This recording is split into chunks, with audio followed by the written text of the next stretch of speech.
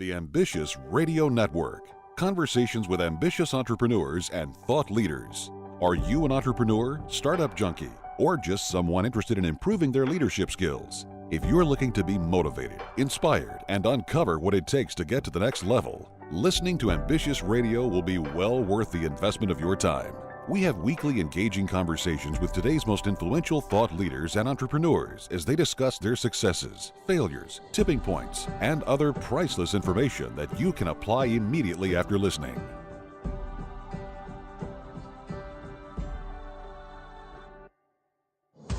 And welcome to the show. Good to have you right here. It is Ambitious Radio, hosted by our friend Doug Parker, talking about entrepreneurship and leadership while interviewing interesting people and what makes them ambitious. Now, you know the show wouldn't be possible without our sponsors, Grasshopper.com, the entrepreneur's phone system. You know, most of the time, small business owners need to personally guarantee any loans that their companies take out. That can be kind of tough to do if you have credit issues. So if you have less than perfect credit, go to RepairMyCreditNow.com for a free credit report evaluation. RepairMyCreditNow.com. Doug, what do we have going on today? I am so excited. We've got a great guest today. It's a little bit different topic than what we've discussed in the past, and today we're talking to Beth Buelow. Beth serves as a guide to introvert entrepreneurs who want to amplify their strengths and business sustainability through energetically aligning their businesses. She's a professional coach, an author, a podcaster, and speaker. She's based in the Pacific Northwest and serves introverts worldwide. She's written articles in publications such as The Wall Street Journal, Success Magazine, Inc. Magazine, Entrepreneur, just to name a few. And Beth also authored The Introvert Entrepreneur, Amplify Your Strengths and Create Success on Your Own Terms, which was named one of the best business books by Inc. Magazine in 2015. Beth, welcome to the show. You've got so much going on. Yeah, thanks, Doug. It's awesome to be here. Well, I tell you what, when I first saw your book, I thought it's a very interesting dynamic because so many people, look at sometimes entrepreneurs as that kind of real outgoing and, type folks. But as I did a little bit of research and started getting into it, it's just a very interesting dynamic. But fill in a couple gaps. Tell me a little bit about what I missed in the intro. That's just a little bit about you personally. I see you're from the Pacific Northwest, but are you from there originally? Is that just where you live now? That's where I live now. So, originally from the Midwest and grew up in Kentucky, primarily, like from second grade up through undergrad, and then made my rounds through Illinois and Indiana for graduate school, and then settled in Michigan for a few years before moving out to Tacoma, Washington. So it's been quite an adventure. The first time my husband and I came out to Seattle was when he came out for his job interview.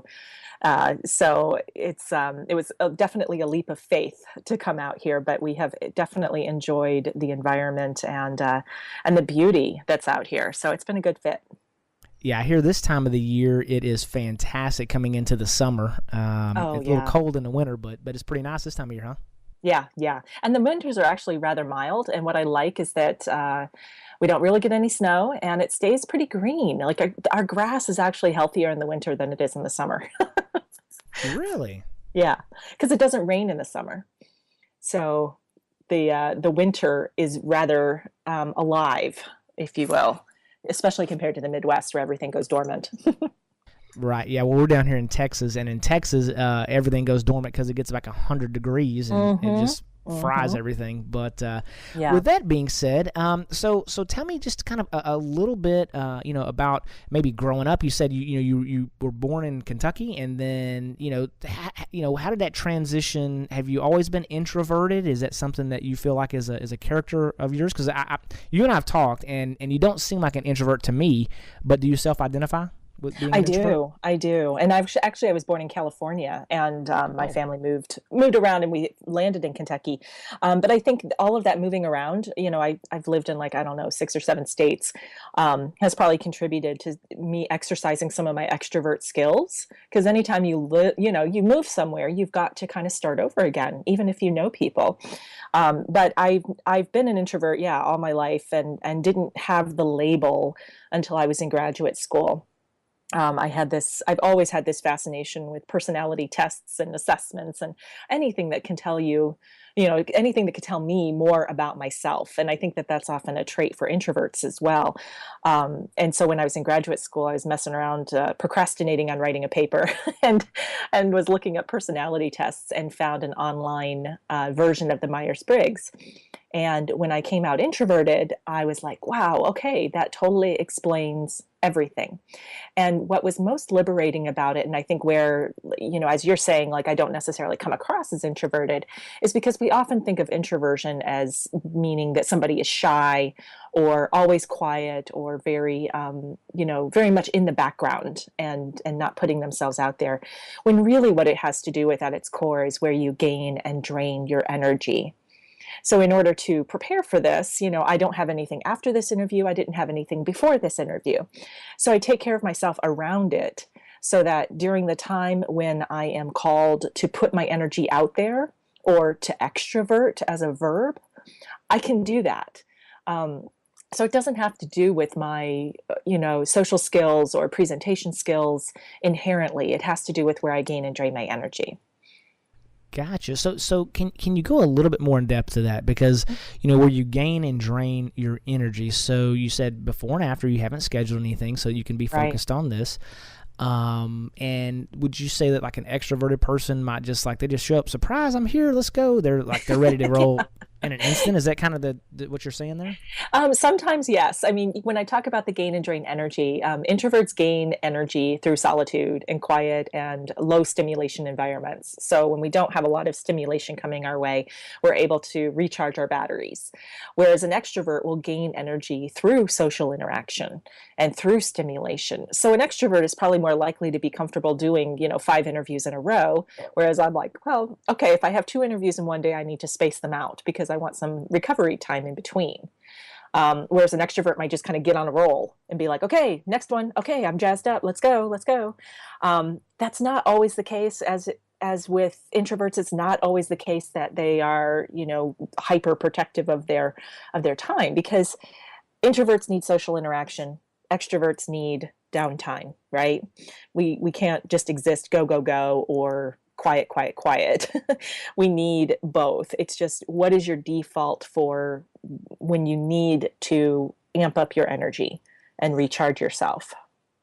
One of the things I love about doing this show is I get to talk to smart people like you and uncover things that is like an aha moment that just popped up. And I had a lady back several episodes ago, Jada Edwards, that is like an expert when it comes to personality training and those kinds of things. And she was talking about, what your natural personality style is when you're like on vacation or at rest, not what you have created for your business personality, if you will.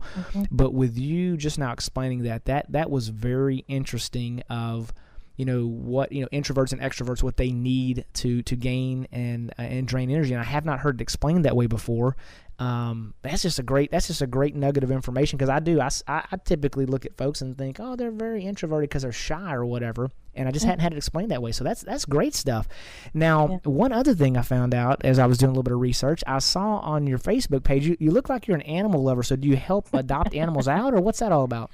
Well, my husband and I we're owned by a dog and a cat that we both adopted at the Humane Society, and we're big animal lovers. And so I'm a first-time doggy mommy. So, at 44 years of age, finally, over the past few years, have been a dog owner for the first time. And so I'm completely in love with my animal and am shocked at how much I love dogs. I always thought I was a cat person. So I've certainly done volunteer work before with Humane Society in different cities, but right now we're just advocates and trying to be the best stewards of the animals that we have to take care of while we have them.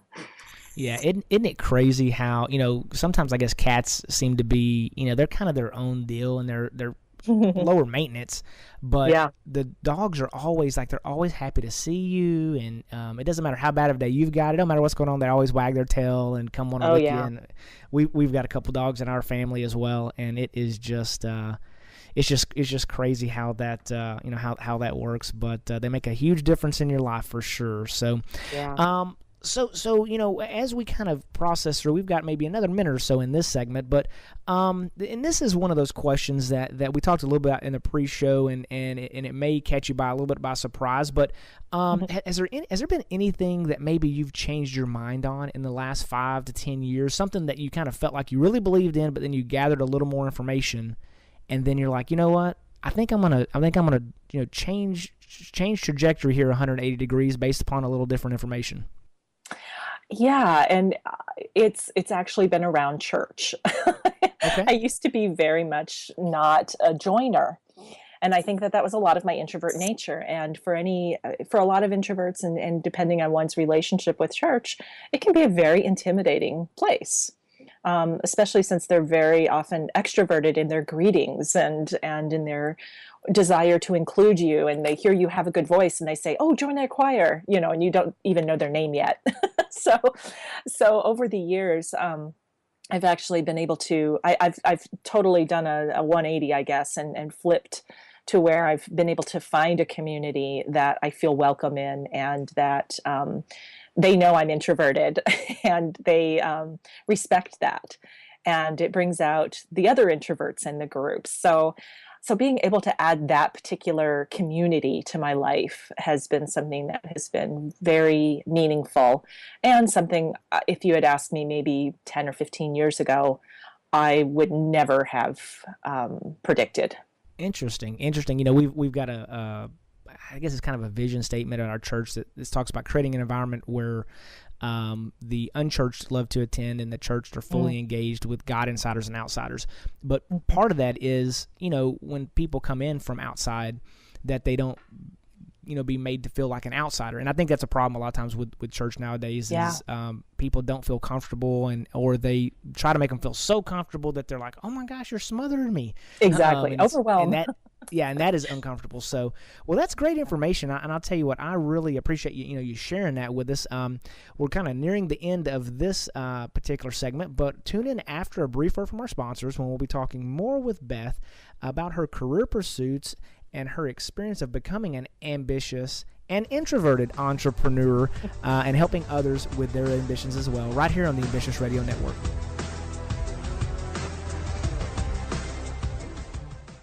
Here's another RepairMyCreditNow.com story. Home ownership. It's the American dream. It's a goal you've always hoped to achieve. You've spent countless weekends looking for the perfect house on the ideal block. The rates are low and you've saved enough for the down payment. Unfortunately, now the mortgage company says there's a little hitch. Okay, let's be honest. It's a gigantic, gargantuan hitch. It's your credit. And it looks like your estimated house payment will be a lot more. www.repairmycreditnow.com. Hello, this is Doug Parker with RepairMyCreditNow.com. Do you have less than perfect credit, a repo, maybe some late payments, a collection account? Are they being reported accurately? Studies show that over 70% of Americans have inaccuracies on their credit reports. Where do you fit in? Go to RepairMyCreditNow.com for your free credit report evaluation. And remember, your credit is your future. If you want to get started now, log on now. RepairMyCreditNow.com. RepairMyCreditNow.com. www.repairmycreditnow.com.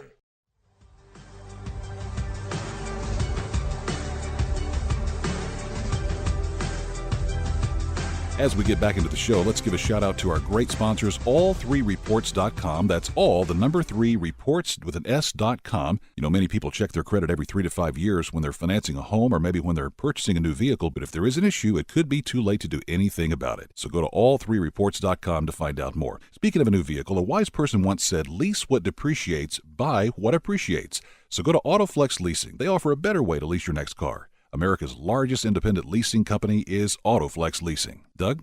All right, we're back on the Ambitious Radio Network, and today we have Beth Buelow, and she is an ambitious entrepreneur herself, but she is an ambitious introvert entrepreneur, so much so that she has actually got a podcast, and she's written a book, and just done all kinds of things, and it's just very inspirational seeing her get out there and do those things. Beth, welcome back to the show. Thanks, Doug. Great to be here. Yes, ma'am. So let's talk a little bit about, when it comes to income and the businesses that you have going on, where do you generate the majority of your income from right now? Right now, it comes from private coaching clients primarily, and followed on the heels with speaking engagements. So most of the work that I do is one-on-one, primarily with introvert entrepreneurs that have their own businesses, and sometimes introverts that work in a more traditional work environment, but that see themselves as entrepreneurial or someday want to have an entrepreneurial venture. So a lot of my work is done one-on-one. I'm looking to shift my model a bit so that I'm less reliant on one-on-one, because as you can imagine, we always hear that, you don't want to be trading time for money, right? And it can be exhausting, especially for an introvert, if their days are filled with one-on-one after one-on-one after one-on-one. We're often very good on one-on-one, but even that, you can't have too much of a good thing. And so in order to be, and you mentioned this in the intro as you described my business, in order to be sustainable, I think it's important, especially for introverts, to find a revenue model that allows them to generate income one to many. And so that falls into that public speaking area. I'm also going to be branching out and offering mastermind groups. And I'm already offering a virtual book group. So those are some additional ways that I'm hoping that that revenue balance will start to tilt a little bit more towards the one to many. Gotcha. Now, when you say mastermind group, so would that be where you're kind of helping to facilitate that, Yes, putting that together?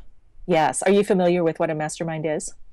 Yeah, absolutely. But for our great. guests, let's throw it out there because exactly. they may or may not be. So Exactly. go into a little bit of depth on putting together a mastermind group and what it really is.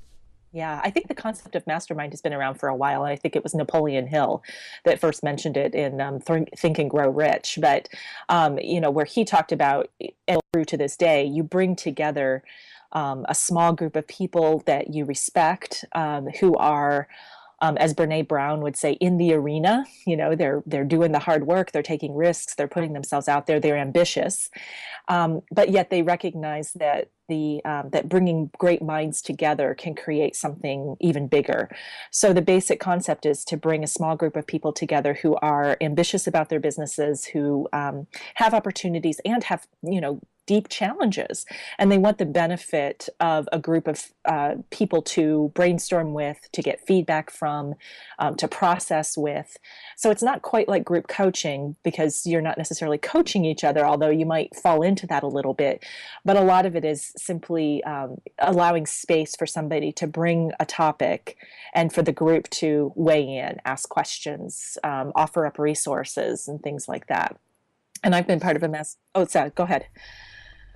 Go ahead. You said you've been a part of a mastermind group? Yeah, I have been part of a mastermind group. I believe I joined this particular group in August of last year, so August of 2015. And it has been a game changer, I will tell you. It's not just when I have had the opportunity, because we rotate in what we call the hot seat of the person who gets the focus for the meeting and gets to present with their opportunity or challenges. I've absolutely benefited from that. But then I benefit from what other people bring to the hot seat, and just hearing and getting that peek into their businesses and how they operate and what kinds of advice and feedback they get from the other members. So it has been, invaluable, I think, in keeping me from feeling isolated, keeping me from getting too much in my head, and making sure that I'm getting lots of different perspectives. It's been super valuable. And when you talk about facilitating and putting together a group of those types of meetings, what do you envision? Is it kind of like one of those or multiple ones of those? Yeah. Well, I plan to do it virtually on a platform called Zoom that I just love, that we've been using for our masterminds. And right now what I'm planning is to do 2 groups. I did a survey to find out what people would be interested in, and there was high interest in a general mastermind, which is what I would call the one that I'm part of. So I would be facilitating conversations that would basically, whatever the entrepreneur, whatever the person was whatever was up for them in their business, that's what they could bring. So any topic, wild card, if you will. And then the other one, I thought it would be fun to experiment with people that wanted to focus in on a particular area of their business. And public speaking was one that came up very strongly. So I plan to create a group that's dedicated to folks who want to boost their capacity and increase their skill in public speaking, whether that's for their business, like out speaking at conferences or at service clubs or, corporations, or even the leader within a larger organization that has to do public speaking on a regular basis. Okay. All right. And, as you kind of have this mantra, like I've got the ambitious entrepreneur. Ambitious is always on my mind is the kind of the catch, but you've got the introverted entrepreneur. How did you kind of first come up with that theme, if you will, or mantra? And then what fears did you have as you started looking at, I want to go for this? How did you kind of reconcile that? When I first started coaching, the thing they tell you when you go through coach training is you need to find a niche. You need to find your ideal market. And at first I thought mine was going to be nonprofit executives, but because that was my background, but it wasn't calling to me. Something wasn't sticking. And so I wrote out profiles of all of the clients that I happened to be working with at the time. And I think it was around 8 people. And I included, what did they come to coaching for? What values did they have? What was their, what was the demographic information? I was looking for themes. And because I'd always been interested in the topic, over in the margin, I wrote down whether I thought they were an introvert or extrovert. And I noticed that 7 out of the 8 were introverts. And I thought, that's kind of interesting. And I put it away. I didn't think of that as a market until about 6 months later when I was in a workshop and we were talking about target markets, and the facilitator used the term psychographics, which gets into, values, hobbies, interests, all of the intangibles that make you who you are besides the demographics. And somehow I put 2 and 2 together, like right there. And I said, I coach introverts. And it sounds kind of strange, but it was just one of these things where introvert entrepreneur just kept popping and popping and popping. And the fear I had was, and this will sound kind of strange, but I thought, what if I only attract introvert entrepreneurs? Because at the time I had sort of an even mix of clients of people who were leaders and business owners, plus people who were coming for like what I would say pure life coaching. So it had less to do with work and more to do with just who they are on this planet. And I wasn't sure I wanted to draw that line in the sand. But then a friend said, well, so what? What if that's what happens? And I said, oh, yeah, you're right. So what? And what's happened, of course, is that I haven't just attracted introvert entrepreneurs. I've attracted extroverted entrepreneurs. I've attracted introverted leaders, extroverted leaders, so it's about, where are you going to spend your core energy, your core message? And then the people with whom that resonates that don't fall into that core, they're going to be attracted to you anyway. Those folks are going to show up. And I think there's just tremendous power in being able to find that core and then trusting the rest will follow. So that fear was real, but it was rather short-lived because it proved to be, what did they say, false expectations appearing real is how you say fear. So that's exactly what it was. That is really great stuff for our ambitious listeners. And guys, if you like what you're hearing and you want to be notified of these upcoming shows, you can text the word ambitious, AMBITIOUS, to 69922. That's 69922. Standard messaging rates will apply. See the website for full details. After a brief break, we're going to be back talking more to Beth about what she's planning next right here on the Ambitious Radio Network.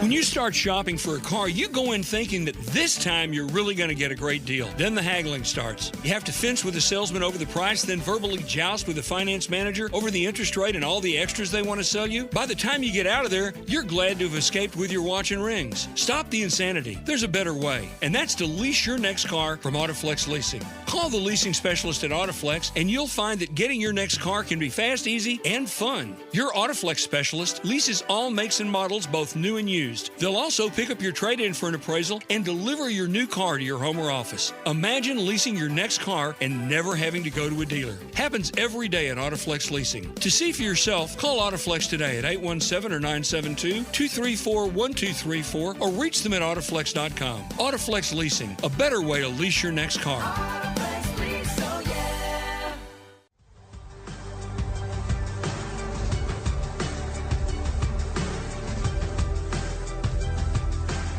Back in here on the show, it's Ambitious Radio Network. Hey, are you thinking of expanding your business but don't want to spend tens of thousands of dollars on a new phone system? Consider Grasshopper.com. You get to keep your existing number, you have multiple extensions, voicemails transcribed, and no new hardware.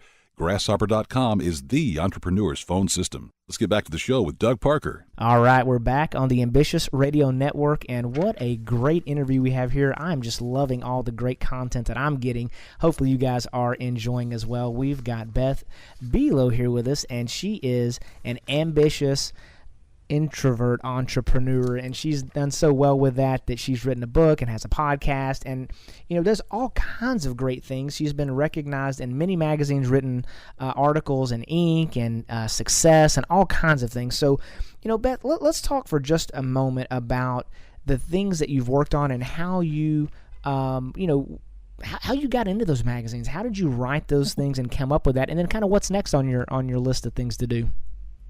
Yeah, well, I think I would go back to what I was saying before about the power of a niche. I think that has been the biggest point of entry to being able to be noticed and get a foot in the door in various publications and as well as podcasts. Podcasts have been one of my favorite outlets for reaching people and for sharing my message. And that sounds a little bit ironic since introverts tend to like to write more than we like to talk. But I'm finding that having this kind of conversation, it is energizing and it is refreshing because I find myself saying something new every time that I'm like, where did that come from? Maybe you've had that experience before in interviews. But the power of, having that really clear niche, I think is what has made me stand out. And just like you said, when we were chatting offline, that you see the name Introvert Entrepreneur and you're like, what is that about? That's really curious, or that's a contradiction. So in some ways, and this has worked to my introvert advantage, I've let my niche do the heavy lifting. So I have to be honest, I have not done a ton of proactive reaching out and saying, hey, here's a story. I've been able to attract a little bit more than I've had to put out. And that said, I'm recognizing that there are so many opportunities that I might be leaving on the table that if I were to start to leverage those stories a little bit more and start putting myself out there a little bit more, I could probably increase that exponentially. And I'm not saying that because I'm fabulous or because the topic is fabulous. I'm just saying that there are people out there, there are magazines and newspapers and online blogs, they are starving for content, right? They have a content monster that they need to feed. And so having confidence in your message, having faith that you have something really unique to offer, that's sometimes all you need. You don't need to overthink it or get really fancy with it. Certainly think about it, but I think we can get caught in this overthinking. It has to be perfect. Just start putting it out there. And what happens, and what happened for me was once you get mentioned, like Inc. magazine, I think I got one opportunity to be quoted in a piece. And then before I knew it, I would just start getting queries from other writers who said, I saw you quoted in this other piece and I thought I would check with you as a resource. So sometimes it truly is this, kind of you break in on one level and that starts to open up the other doors. And was that, would you say, was that before or after you wrote the book? That was before, and I would say that was pivotal to being able to get a publishing deal for the book, because it showed that that mainstream media, that publications like Inc. or Success saw value in my message, which meant that I had a platform.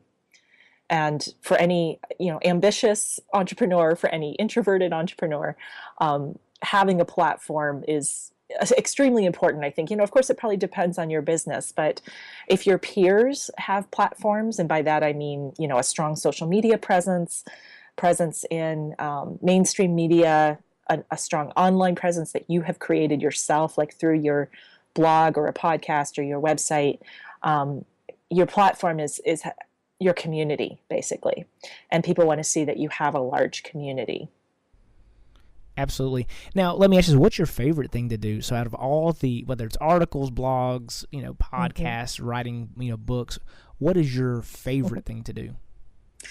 Oh, I think it would be a tie, if that's fair to say, between podcasting and writing. And in some ways, I enjoy the podcasting even more because, like I said, it seems like unexpected things come up when I start talking. Writing I can be much more intentional and deliberate. But when I talk, because I'm not used to thinking out loud, sometimes strange things pop out, and that can be good and surprise me. And that can be uncomfortable. So I feel like when I'm pushing myself and doing something like a podcast interview or my own podcast, that's where I'm growing the most. Like, the writing is very comfortable and I love it. And I think that the podcasting is where I've definitely stretched and I've grown myself as an entrepreneur through it. That's great. And that's one of the things that, we often like to ask is, what are you doing to grow? And obviously you say you've got the podcast and you're interviewing folks. Are there other things that you do to grow on a regular basis? Be part of my mastermind group. I would say that that's absolutely a key thing. And then do things that don't have anything to do with my business, like photography. I think a lot of introverts are drawn to photography for various reasons. We get to put something in between us and the world, and it plays to our observational skills.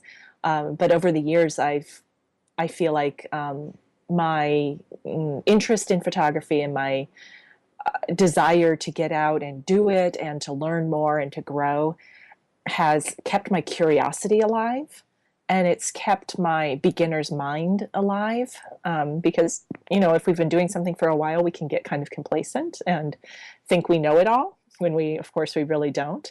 But just as I think, I'm taking good photos, I see other photos that are just fantastic, and I think, okay, here's the growth edge that I have to step into. So I would absolutely say that, getting out and stretching my artistic side has been one way I feel like I've grown overall as both, just a human being as well as an entrepreneur.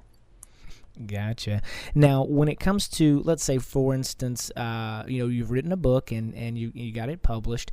Do you envision writing additional books? And then kind of the follow-up to that is, as it relates to the podcast, do you see that being a perpetual show that you do on an ongoing basis, or is it for a season and then, like you said, it gets where, you've done it a whole bunch and then it's like, okay, on to the next? Yeah. Right now, it's interesting you asked that question right now. I just published my 117th episode, I think. So I've been doing it since 2010. So this is my 6th year anniversary of the podcast. And I'm finding that it's time to kind of maybe put the brakes on a little bit and step back and just assess and say, okay, so where has it been? Where is it going? How is it still serving its purpose? And I say that not because I think the answer is going to be no, and therefore I stop, but it's time to do a process check, if you will. So I do definitely see the podcast continuing as long as it is interesting and I have interesting guests and enjoy doing it. And I am contemplating my next book and have a tentative, topic that my agent has been encouraging on. And so now my attention is kind of turning to that as well. Well, it's always exciting, when you've got things going on and you're trying to figure out what's next and how do you kind of go through that thought process and it's exciting. It's always good to kind of reinvent yourself and have new things going on. And I think for folks that kind of get in the mundane day-to-day, that's why a lot of people want to be entrepreneurs, or they think they do because they're tired of their job. but you really got to evaluate because there's a lot of unintended consequences of being an entrepreneur. For Yes. sure. It can get kind of crazy. So you've got your mastermind group, but in addition to that, do you have anyone that's mentoring you or anyone that you're following? I actually just wrapped up working with my coach, and I would say after about 5.5 years. And so I feel like I'm in a transition place with that. But I would still say that, the business coach that I had was definitely a mentor and someone who I think has made a huge impact on who I am as an entrepreneur and how I coach other people. So I would say the coach that I just completed my work with is one, and I feel like I tend not to. I tend to be a little bit rebellious about following people. Does that sound strange? Not at all. I see a lot of people who kind of fall into line behind the, quote unquote gurus. And I find myself resisting that because what I notice is that they become more of a megaphone for those voices as opposed to taking the information, processing it, and figuring out what's their own voice with it. So I noticed that myself. Like I noticed in a podcast interview I did maybe a few months ago that I quoted or I cited like 3 or 4 different people. And I was doing that and it was great and it added value to the conversation, but I hadn't taken it as far as to say, okay, so that's what so-and-so says about this. What do I think about it? How does it apply to my work? How does it apply to the work of my clients and the people that are in my community? So I've kind of resisted that kind of place of saying, I'm a big fan of or following so-and-so. So I like to learn from a lot of people and then try to take that information and figure out how it applies. I love that answer. That's probably one of the best answers I've heard so far after asking that question. So, you just take a bunch of different things, adapt them, and you're not doing the monkey see, monkey do. Right. That you see so many people out there doing. So, well, that's incredible. It really is ambitious times here. And again, after we hear a brief word from our sponsors that make this possible, we'll be discussing more with Beth what she does to recharge her ambitious body, mind, and spirit right here on the Ambitious Radio Network. Were you recently notified by a major retailer that there was a data breach and that your personal information had been compromised? When was the last time that you viewed all of your credit reports? Was it when you refinanced your home or maybe when you purchased a new car a couple of years ago? If so, go to roadtoblack.com. Come to make sure that you have not been a victim of identity theft. You might have also recently heard that more than 21 million government employees and contractors' personal data was breached, including their social security numbers. RoadToBlack.com offers credit monitoring with alerts, score tracking, and a score simulator. Could you be at risk? Only if you have a social security number. RoadToBlack.com offers a one-stop solution with the credit information you need to stay informed. You can review your past credit history, check your current credit scores, and even use a credit simulator tool to get insight into what your credit could look like tomorrow. Just go to roadtoblack.com to see what's on your credit today. That's road, the number 2, black.com. roadtoblack.com.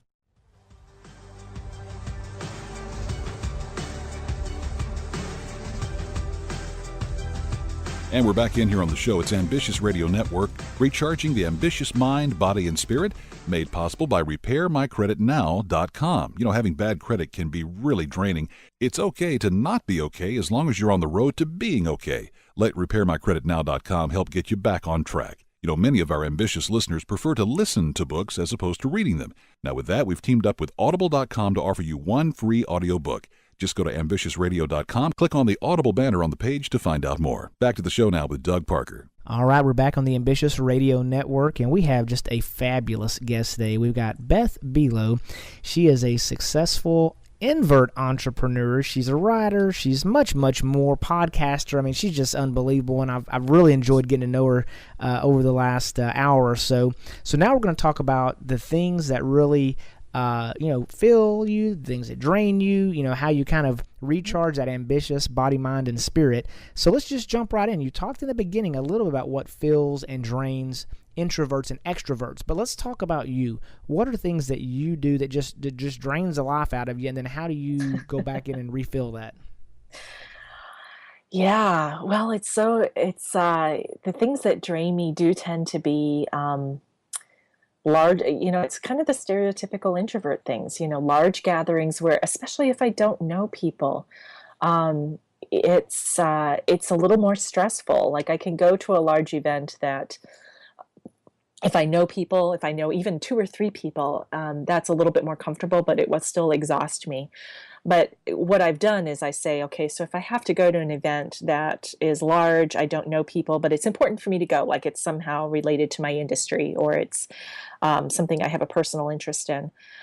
If I can, I will tell myself, you only have to go for like 20 minutes or 30 minutes. And at the end of that 20 or 30 minutes, if you feel like leaving, you can leave. So that's one way I kind of take care of myself in those situations that really drain me. And that would be true for just about anything, if I have that option. So often those drain me. And even though I was, talking about my church, even sometimes, I'll go to church, but I won't go to coffee hour, because going to coffee hour is like just that one step more that, I feel full from the service. But then going downstairs, and even though I love and adore these people, if it starts to push me over into that exhausted side, then it kind of diminishes the fullness that I felt during the actual service. Does that make sense? Absolutely. and just to kind of add a little bit or dig a little deeper. So when you tell yourself, hey, I've only got to go for 20 or 30 minutes, and that's kind of how you mentally jump over that hurdle, and then you get there. And then once you get there, do you find that you typically hang out for a little bit longer? Yes, absolutely. I mean, that's the thing. It's like, give yourself kind of the minimum amount of time that it often you need to warm up to the space, to warm up to the people in the room, and to get a read on the situation. I do know some introverts who will say, like, I went to the event, but I didn't even get out of my car, and I drove home. Or I went in, I was there for about 5 minutes, I stopped into the bathroom, and then I left. So I think by stretching ourselves a little bit and saying, I'm going to give it 20 minutes, that's often about how long you need to warm up to it. And then often you find, oh, I've had a really good conversation, or this food's really good, I think I'll hang out a little bit more, whatever it is that might keep you in the space. It usually takes about that much time. And I have been like the last person to leave an event before, believe it or not, because I think once you find a few people that you can chat with, that you can have those one-on-one conversations with, and you get more comfortable, you can relax and just let it be fun, take off the pressure that you feel walking into the room of, I have to be a certain way, or I have to do certain things. Just show up, just show up. And I think after that 20 minutes, usually you realize that that's the most important thing. Now, let me ask you, do you still find yourself, though, every once in a while hitting the eject button? So you're 20 minutes into it and you're like, I don't like this. I'm getting out of here.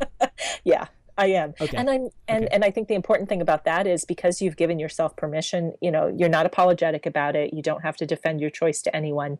You don't feel guilty about it. You say, I came, I saw, I left. And that's okay. You're taking control of it, and you know why you're doing what you're doing. It's not a default, sort of knee-jerk reaction. And in the kind of the first segment, you mentioned that like in this situation, you're doing a podcast, so you took some time off before, you've nothing scheduled afterwards. So to recharge from that event, let's say that you go there and for whatever reason you are not feeling it, you gave it, Yep. you gave it a try, and then you're like, I'm out of here, 20 minutes, I'm gone. Do you have any kind of recovery, anything that you do to kind of like get back to your happy place? Napping. Okay. Napping. I think napping is like the ultimate introvert reboot.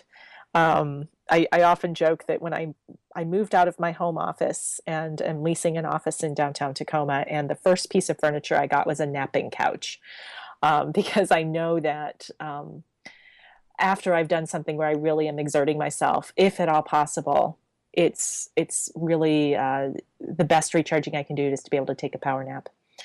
So that's always my go-to if I possibly can. Otherwise, it's just put myself into a lower stimulation environment so that, I don't carpool, which I know is bad for the environment. But it's, I need that time in the car by myself. So that's another example. Don't worry about it. Nobody in Texas carpools. It's up there in the Pacific Northwest. They do that, not down here. So you're good. You're good in my book. I know. I'm kind of against the grain, although I see so many people not in the HOV lanes that I know I'm not alone in my my resistance to carpooling. Yeah, I probably shouldn't say this. The tree huggers of the world are probably not going to like me, but I'm like, hey, eliminate the HOV lane, and then it'll give us the other 4 lanes, one more lane, 20% more productivity to move down the road. I sometimes wonder myself too. I know. So, place you like to go vacation or anything like that? Are you a vacationer?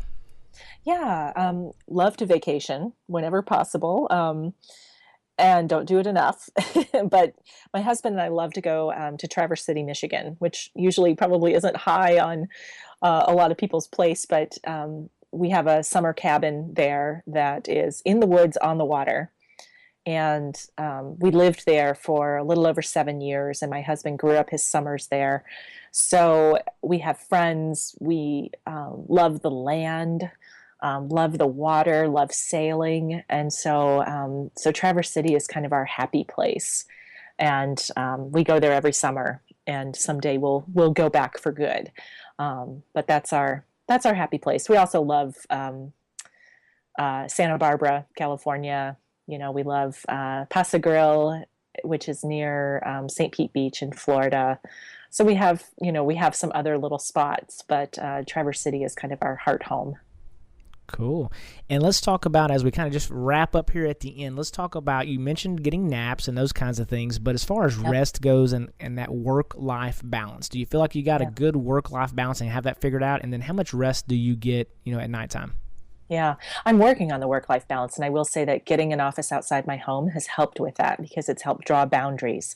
So home isn't just like a fluid work office home kind of thing. It's truly the place to relax and connect with my husband, connect with my animals, and anything else. So I would say that's been a really important part, and I still am working on it. I mean, as you know, and I'm sure many of the listeners, being an entrepreneur, it's kind of on your mind, not quite 24/7, maybe sometimes, but you don't quite turn off that particular instinct or impulse or desire. So I'm okay with that, and my husband has been really excellent with helping me to draw boundaries.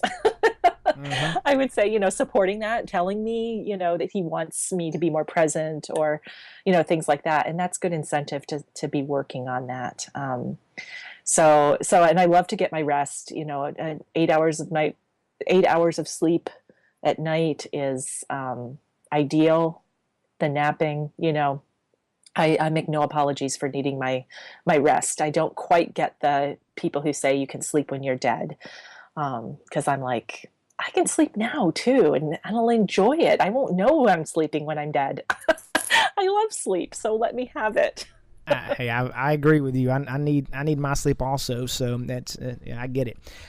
So let's do this real quick. If you could make one request or leave our listeners with one thing that you would like for them to do, what would you say that you would you'd like for the listeners to do for you? Oh gosh. So I do like to engage. I would love to connect with people, especially on my Facebook page. That's our most active community, and to just to respond to what's being shared. That sounds kind of basic, but I think as entrepreneurs, what's been a gift to us as social media is the feedback loop that we get. And so I like to hear, what resonates and what doesn't. And that helps inform what direction I go. That helps inform the next book, the next mastermind offering. So to move out of, especially introverts, I think we tend to be lurkers, Lurkers, and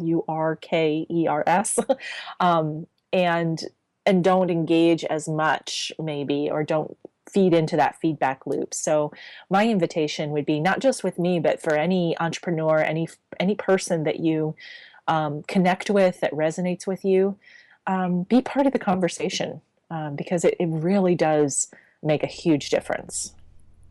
That is fantastic, and I really want to tell you how much we appreciate you coming on the show, and we'll put links on the show notes page to everything we've got here, and we'll put a link to your Facebook, and that way folks can interact and let us know what you think.